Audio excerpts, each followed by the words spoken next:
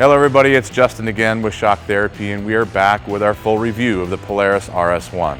After testing this car in all terrains, we've got a lot to talk about and a lot that you're going to want to hear about this car. Testing this car could not have been more fun. We really enjoyed running this car in all kinds of terrains. We went through whoops, rocks, mountains, we took it to the dunes, and we also went through some slow rock crawling as well with the car. During our testing, we tried to make sure that anything that we changed with the car, we went back to exactly the same spot and ran it through the same area at the same speed, and you'll be able to see that in some of the video. After testing, some of the things that stood out to us the most was the incredible agility of this car and also the power to weight, extremely quick. That leads us into the pros and cons, starting off with pro number one, agility. So, being the first and only single-seater that's on the market, it's very hard to compare to other cars. If you're in a two-seater or a four-seater, these things have a lot of weight and a lot of movement in the car as you're driving it around and trying to get aggressive. The thing that stood out the most, the fastest, and instantaneously for us was being in the single-seater. The car was so responsive and so agile and nimble. It was a new feeling that we just haven't seen before, and I think that it's probably the one thing that people should understand the most about the car. It does what you ask it to do without any side effects. If you jump the car, it's a little bit crooked, it seems to land like a cat and gone. It doesn't have an issue with landing on the side, biking the car, and having to recover it. You throw it into a corner a little bit quick, it comes right back out with exactly the input that you put into the car. It seems to do exactly what you ask, and you can feel exactly what it's doing. People are always trying to compare quads to UTVs or UTVs to quads. Well, this is probably the first car that is actually close enough that you could. It feels like it's the only one that we've ever driven that you could actually affect what the car does by kicking your weight around in it. So that ability and feeling of control is paramount. Also, to look at the car, it's short, and usually shorter wheelbase cars have a harder time going through whoops and rough stuff, especially at speed. The car does not act short at all. It feels just as stable as some of the two-seaters and even some of the shorter four-seaters that are on the market. So that potential negative is absolutely not even in the case here. So with the agility and also the stability of the car actually being on the ground the majority of the time, even through rough terrain, this thing is actually quite the weapon. So to add to that arsenal, the power to weight ratio in the car is incredible. It's very noticeable that this car drives much more like a 130 or 40 horsepower package than it does 110. It gives you everything that you're asking. You can probably drive the car way over your head if you ever tried. And I think that if anybody throws a lot of horsepower to these cars, you might get more than you ask for. So with pro number one being agility and pro number two being the power to weight in the car, I'm really excited about pro number three, and that's the ability to power brake or two-foot the car. With a larger brake pedal in the car and also the computer limitations removed from the system, this car does not have those limitations. You can drive two-footed into every single corner entry, hard on the brakes, teasing the throttle at the same time for a quick exit if you choose to do so. I personally love to drive two-foot, and this car allows you to do it. Another thing we really liked about this RS1 is the quality and size of the parts inside of it. It's basically a turbo car with less power. And that means that you can absolutely get in this car and flog it without worrying about breaking anything in it. Certainly compared to previous years, this car is just about indestructible at the power to weight ratio that it has. Something else that we really liked about the car is visibility. Typically people don't like looking over the hood or out the right-hand side of the car to try and see where they're going to be driving or cresting over a dune to the next spot. That is not an issue in this car. It has the best visibility of any UTV we've ever driven. You can see directly over the hood, immediately outside both doors. It's almost a 360 view while you're still sitting in the seat. That gives you a lot of comfort knowing that you're going to throw the car into a situation that you can control and get out of. So having talked about how good the visibility is in this car, it also leads us right into some of the negatives. Well, obviously it's a single-seater, and because it is, being that much more exposed just means that you're closer to the elements when you end up on your lid. Furthermore, with the doors having a front section that's open, it's nice to see through there, especially when you're driving hard, but it also lets things come in. Rocks and dirt and mud and some trees and branches and things like that have come through that opening. Another thing that I found a little bit hard to get used to is having driven every other UTV with a solid door on the side, I felt like while driving the car hard, every once in a while it would catch my eye that the door might actually be open. So I felt like stopping and checking to make sure the door hadn't flown open on me a lot. So the opening in the doors is something that you'll definitely get used to, but you are reminded about how vulnerable you are in the car. And the last thing that we want to touch upon in safety is the seat belt.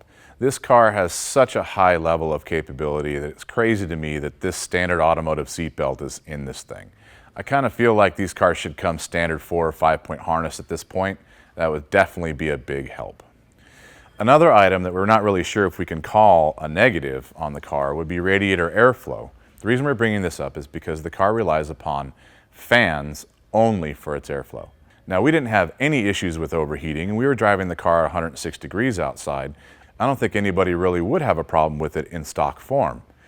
But this car lends itself to so many aftermarket additions, especially horsepower, and we feel that once they do, it may need a little bit more airflow to that system to accommodate the power. Now, to wrap this up, honestly, we really had to reach to try and come up with negatives for this car.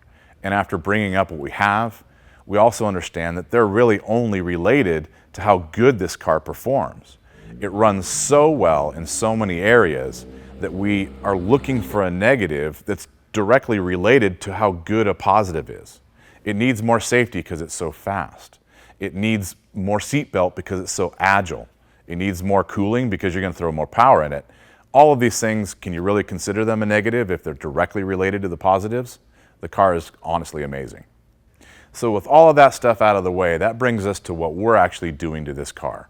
Some of the accessories that we've already thrown at it are dual rate spring kit. What this kit is going to do for you compared to the stock car, it's going to completely change the ride quality to a more plush ride quality through the small chop and chatter, rocks and small whoops. It also increases the bump stage on the biggest hits and jump landings. It will also eliminate some of the stiff and more aggressive rate change in the car in stock form. We paired our dual rate spring kit with all of the internal shock modifications that we're known for, called an RIS, or Ride Improvement System. These internal shock mods include piston, mods, valving, oil changes, adjuster changes, all of the technicalities that we really don't want to get into, but in general, all of these parts combined give you the most plush ride quality while at the same time giving you 2 to 3 times the amount of bump stage, which stops you from bottoming the car out in the biggest hits. It's basically the best of both worlds, plush and stiff when you need it. Combining both of these things gives you the comfort to know that going through the whoops as the car in stock form starts to buck and kick and tip around, it will remain flat and level with the tires on the ground the whole time. This does many different things. One, plush ride quality, much more stable. Keeps parts in the car longer because the tires are on the ground and you don't have the thing coming up in RPM and back down with shock loading. It also increases your overall speed with the tire in contact with the ground at all times. In a drag race comparison, if you have a car going through the whoops in stock form and with our internal mods and spring kit, the car is about 3 car lengths faster stock for stock. Another item that we produced for this car is a limit strap kit. When we were driving and testing stock, we could hear the shock extending at full extension from time to time, especially in the biggest whoops. Our limit strap kit stops all extension clunk and saves the components over time. Another thing that we have on the car currently are sway bar links, both front and rear. These are stronger than stock and they're also much nicer looking, not to mention adjustable. Those are all the parts that we currently have available for the car, but some of the things that are coming in the very near future are front and rear sway bars that are completely adjustable. Also, we'll have a complete billet race rack for this car available soon. So the big question with the RS1 is, where does it fall on the market and what would you compare it to? Well, honestly, there's nothing else on the market in a single-seater with horsepower, and you can't compare it to a previous one like an Ace that doesn't have enough power. That'd be like comparing a stock Rhino from 2008 to what's available now in a new turbo. The car is completely in a class of its own and should be treated that way until somebody else tries to make one. If you want to compare this car as far as speed is concerned, then honestly the only thing you can compare it to is possibly a new turbo. It's definitely something that's above and beyond any of the previous XPs. So who is this car for? As we had touched upon in our unboxing video, it would make an excellent second car for somebody that's already got a car that makes the family happy. Or it's a perfect car for the guy who wants to get aggressive. You can really turn the speed up in this car and know that it's going to keep up and hold up to the level that you're going to throw at it. We really like the idea of being able to upgrade this car with a turbo kit and blow away all the turbos that are out there for a fraction of the cost. So to sum it up, if you're looking for a car that you can get extremely aggressive in, completely turn it up at any time that you want, know that it's going to hold up to the abuse that you can throw at it, this is absolutely the car for you. The only thing we would suggest is to upgrade the cage, doors, belts, and maybe window nets, because those things are going to be required for the speeds that you can actually run this car to. If you want to take a look at more of the products that we have available for this car or purchase any of them online, go to shocktherapist.com. If you're looking to upgrade any of the safety items that we mentioned in this video, contact PRP for seat belts, seats, and window nets. Contact your local fabricator for the cage of your choice. We really hope this video gives you a better feel of the RS1 and what you can expect from the car if you're looking to purchase one. For more great UTV content, subscribe to our YouTube channel, Shock Therapy LLC.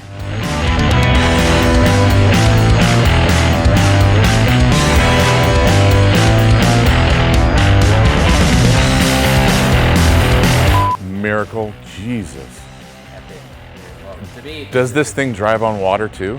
Hey guys, it's Justin with Shock Therapy, and we are back after driving our RS1. As a matter of fact, this is our full review of the Polaris RS1.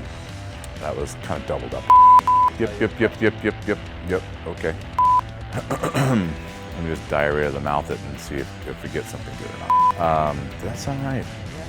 Nah, well, with you walking through, it's definitely a blooper. Weird, we still have to work around here while we're filming. I know, it's hard. Trees, branches, and other things can come in and get you. Get you. Yeah, it's definitely something that you're going to get used to, but it also makes you think twice about how vulnerable you are. Vulnerable or vulnerable? Vulnerable. Vulnerable or vulnerable? Steve? Am I making you nervous? Which one is this? Vulnerable. Vulnerable? I would say vulnerable. Vulnerable. The way you said Vulnerable? Not vulnerable? Vulnerable. Well, It's vulnerable. It's technically not wrong. It's not vulnerable, it's vulnerable. Vulnerable. Not vulnerable. It's V-U-N, no. Everybody's having a hard time over whether it's vulnerable or whatever the hell it is. Apparently there is a cool app. Vulnerable. I still don't think I can say it. Vulnerable. Vulnerable. Vulnerable. Vulnerable. Vulnerable. Vulnerable. Okay, very vulnerable. Vulnerable. Hey, all right, let's go. And where were we? I forgot what we were talking about.